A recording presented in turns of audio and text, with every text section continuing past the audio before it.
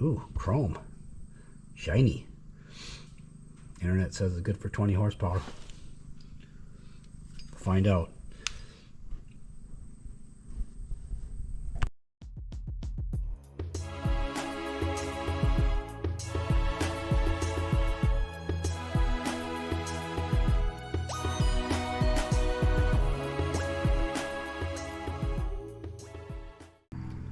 Welcome back. In this video, we're going to actually try to get this motor to run. We've got various components, and these are going to be finished up. We need to get the engine actually bolted all the way into the chassis, and then get the fuel tank completed. Weld the tech back up, and you'll see what I'm talking about there when we get to that point of the project. So we're going to start out with the motor mounts, front plate mounts. I'm having to do some modifications to the plate mount. As I might have mentioned, it's a custom hardtail frame, and apparently they don't align perfectly with the factory stuff. So a few modifications, and we'll get these motor plates to fit in. I don't know if this is factory, seems a little weird. This is a motor mount plate, but it's actually the oil filter relocation piece, maybe? I don't know. It looks like this filter thing uses a standard Ford filter. So I don't know if it's an aftermarket thing. Yeah, I don't know. But let's get this, there's some little bit of machine work done to the motor plates, and we'll get those in there and get the motor strapped in solid.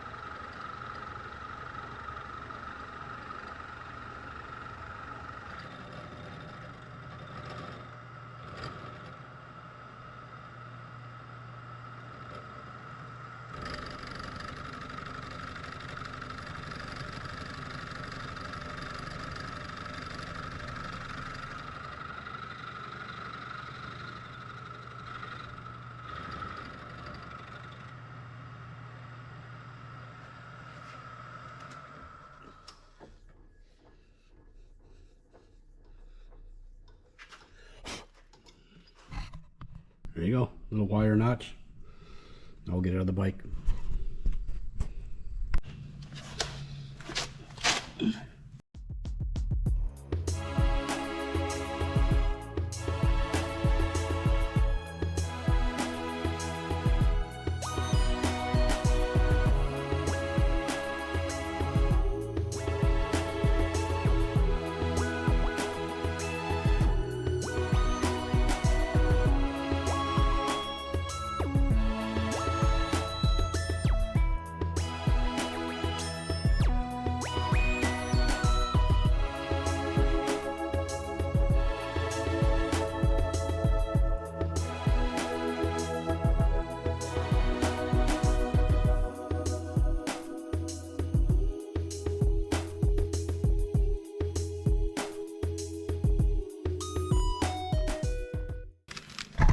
All right, not sure if that's how it's supposed to go, but that's the way it's gonna go. We'll have to, let's get this mount on next. And then once all three are in place, then we'll tighten everything up solid. All right, motor mounts are done and in.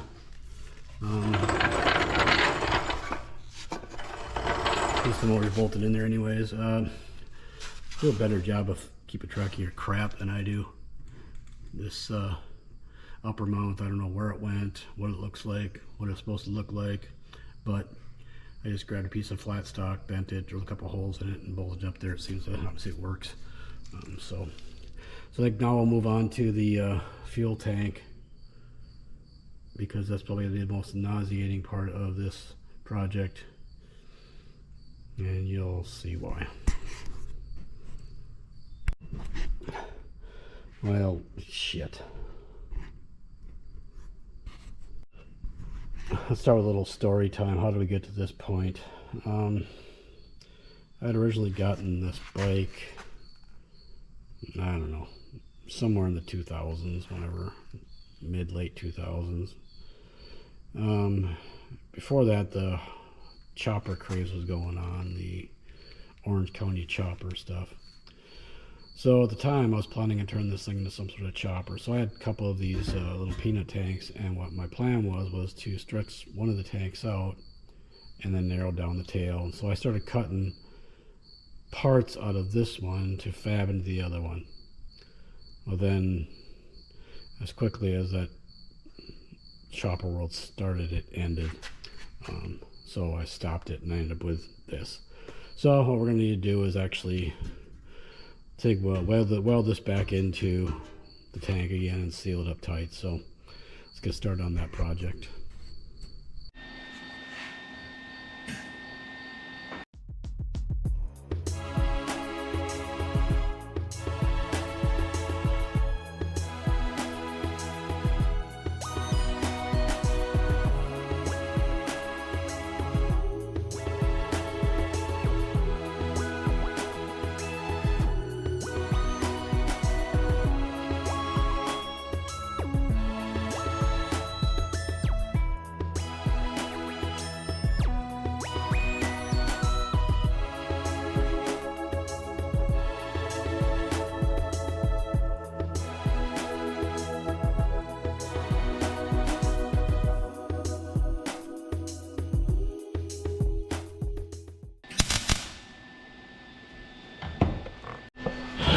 Alright, well, I'll spare you the suffering of watching me go through this whole thing and weld it all back together again, but it's tacked into place, it's lined up well.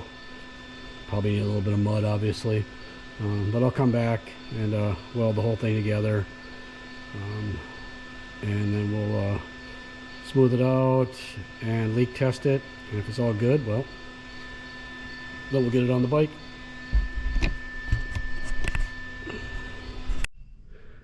Carburetor installed. Missing one of the clamps, so I used that, which is wrong, I'm assuming, but I don't know, seems secure, so we're on with it. Next, let's get the gas tank set on there and sort of secured, I guess we'll call it. Yeah, you know what, let's leave the gas tank off for right now. Let's move on to the ignition, get that actually installed on it. So ignition next. All right, starter solenoid in. It's shiny and new because it's shiny and new because I lost the other one. Something else I lost this motor while I was trying to carefully store it away someplace. But let's hear it spin over. So it turns over now. It's one step. I know I was going to do the ignition system first, but we'll skip around. But it turns over now, so we'll move on to the actual ignition system and then check for spark.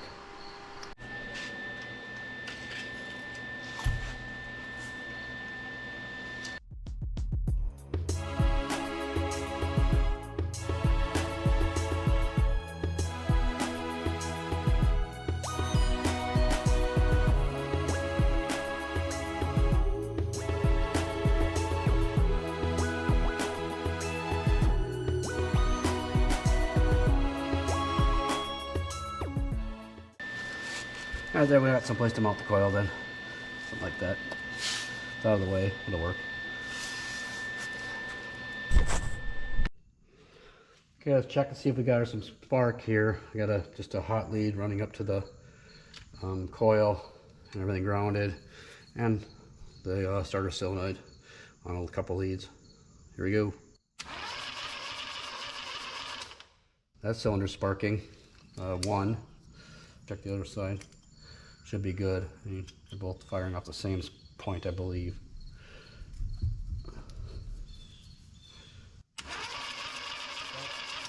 Okay, I got spark on both sides. Excellent. Good news. Let's move on to oiling. Oil system. Yeah, so I'm assuming we got some sort of a puzzle to get this in here, or I need to undo the motor and let it fall forward maybe. It doesn't fall forward too far, but I guess let's try that.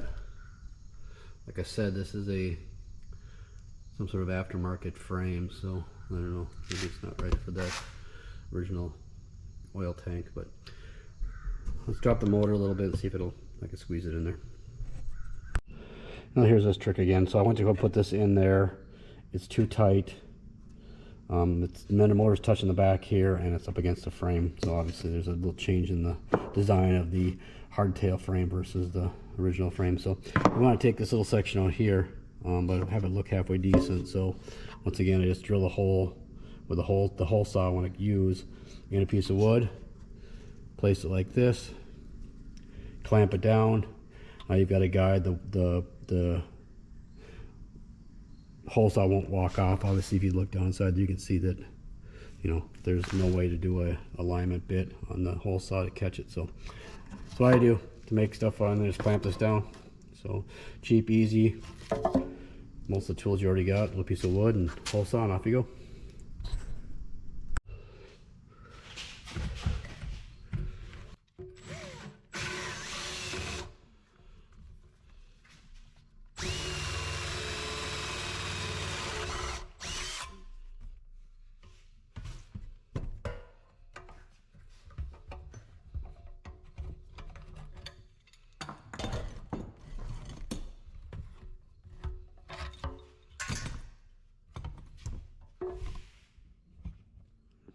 There you go, nice little radius.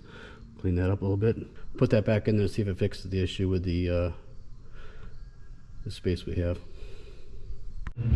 All right, oil tanks. The motor's back in its original place. Our little notch was enough. There's a small gap there. So what we'll do now is we're going to have to make a couple of brackets to hold this thing to the frame.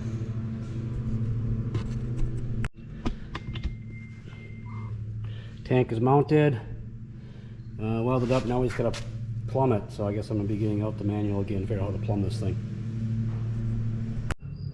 Okay, the internet says to remove the oil pressure switch from the pump and crank it over until oil comes out of there to prime the pump. See what happens.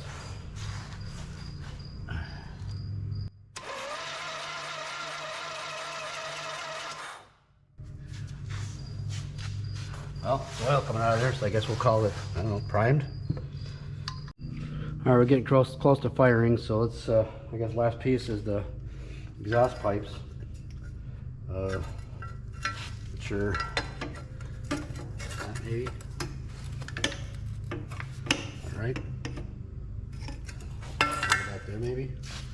This one up here. That looks right.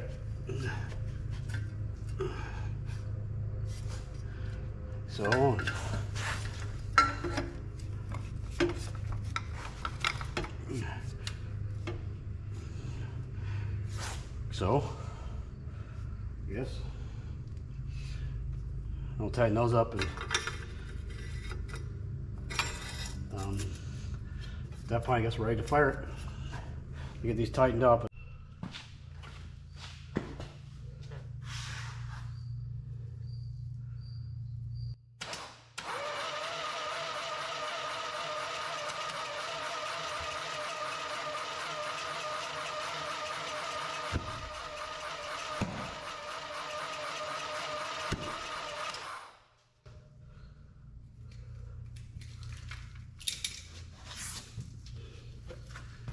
Okay, it's obvious we got timing off, so let's do a little research, see what's going on. Yeah, I'm not sure if this is going to fix the problem with the valve lashes. It's totally screwed up, so let's try cranking it again.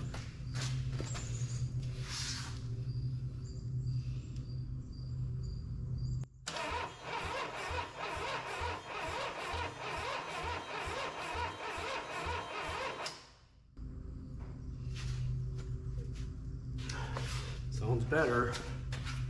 Definitely sounds like it's got compression now. So let's choke it, give it a little fuel, I guess. And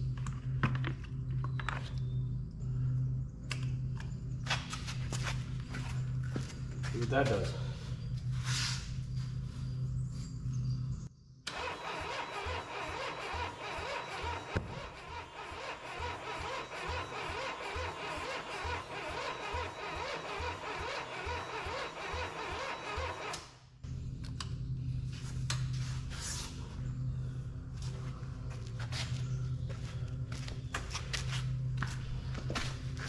Still sounds like the timing is off.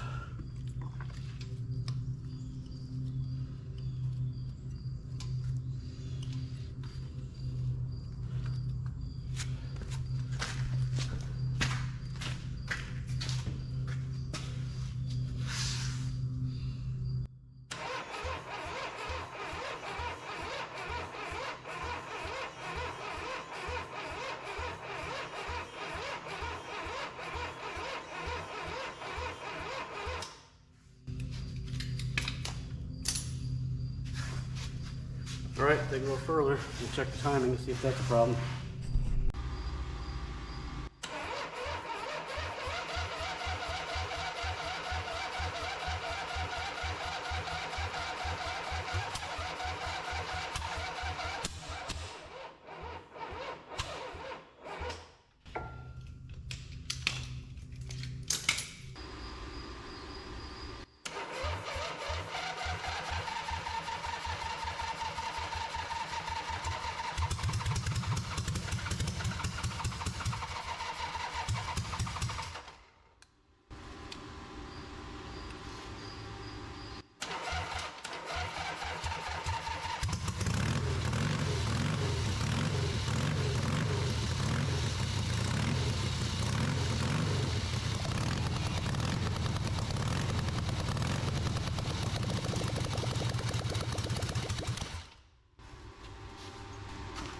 Well, that definitely ran. Let me see, fit around a little bit, it's going to get to idle on its own. Add a little more fuel to it and see if we get to idle a little bit.